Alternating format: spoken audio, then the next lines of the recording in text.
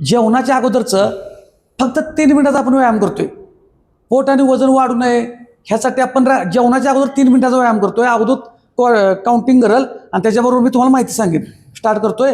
हां 1 2 मराठी 3 4 5 6 7 8 9 10 10 9 8 सगळ्यात 7 महत्वाचं काय आहे, 6 हे केल्यामुळं 4 3 2 1 हां साईडला 1 जेवणाच्या अगोदर व्यायाम केल्यामुळं हालचाली हलक्या केल्यामुळं 6 आपला 7 मेटाबॉलिझम 9 चांगला होतोय. 10 9 आणि दुसरी गोष्ट काय आहे, रक्तातील साखर 6 वाढत नाही. त्यामुळे तुम्हाला सातत्यानं भूक लागत नाही. हां त्याच्यामुळे हे लक्षात ठेवा की आपण त्याच्या अगोदर हालचाली केल्या जेवणाच्या अगोदर त्याचे फायदे भरपूर आहेत. परंतु तुम्हाला ते सांगण्यापेक्षा व्यायामच करूया.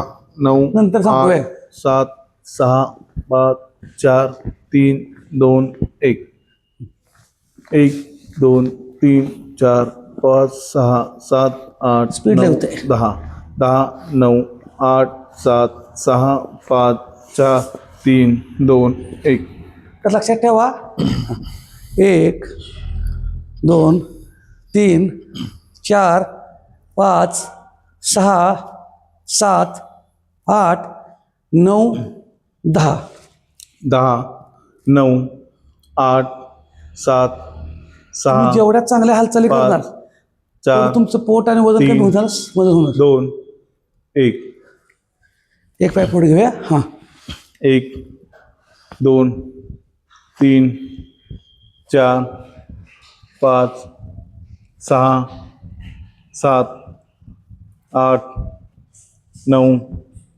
10 पाय बदलायचा आहे. 1 पासून 1 1 2 3 4 5 6 7 8 9 10 दोन्ही पाय जवळ घ्यायचं. 1 2 3 4 5 6 7 8 जे नवीन आहेत त्यांनी सतत सेट करा. 10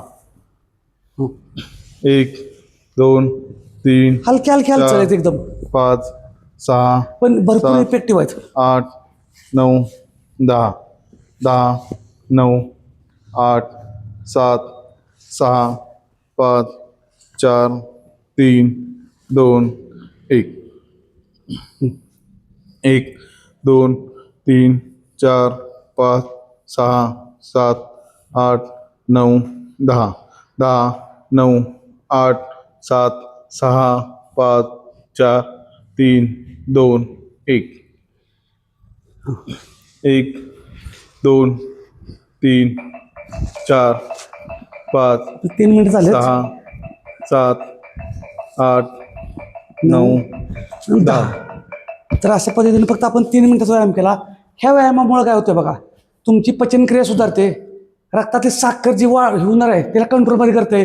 त्यामुळं एक्स्ट्रा भूक लागते त्याला थांबवतंय व्यायामात. जेवणाच्या अगोदर व्यायाम केल्यामुळं प्लस जे आपलं फॅटमध्ये स्टोअर होणार आहे खाल्लेलं ते स्टोअर होणार नाही. असे अनेक फायदे आहेत. त्यामुळे वेगवेगळ्या ॲक्टिव्हिटी घरी आपण करू शकतो. तसंच घरातलंच अन्न खायचं आहे.